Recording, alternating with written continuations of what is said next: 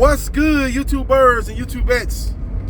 This is JBsports back again with another one. Very sad news this past Saturday morning that sent shockwaves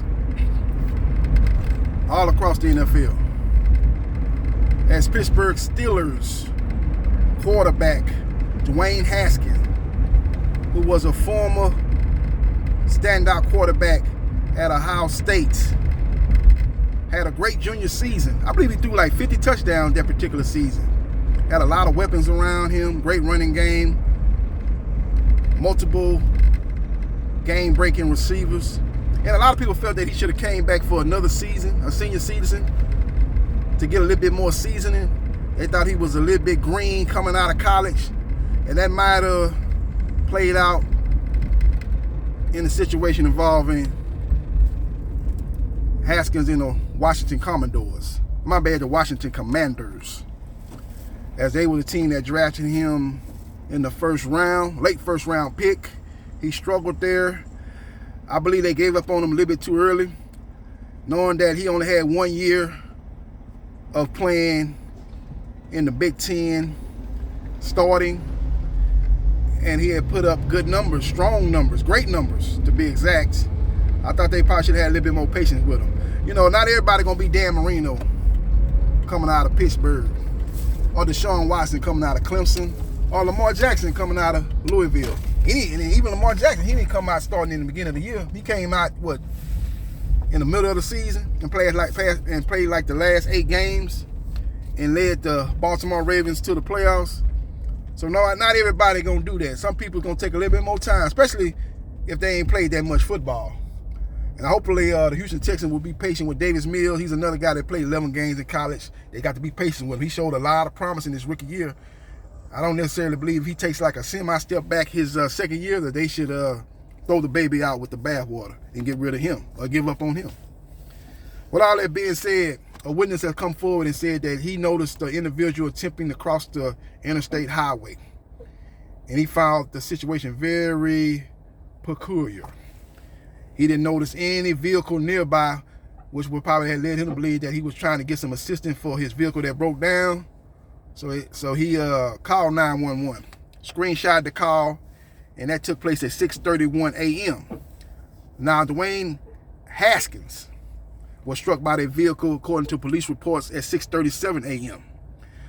Now, the witness said he was in the left lane, and he noticed a Mack truck and another vehicle from the right lane attempting to get over a little bit toward the left lane.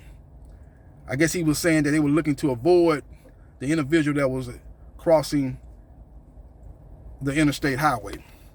You know, he was like, man, this guy's going across the highway. Let me get over a little bit. And the witness also said that he noticed the individual had his arms raised or semi-raised. So I don't want to make any assumption. I don't know what happened. But if that witness is correct, that's a very sad situation, to say the least. Now, it's also being reported that Dwayne Haskins was involved with a domestic violence incident.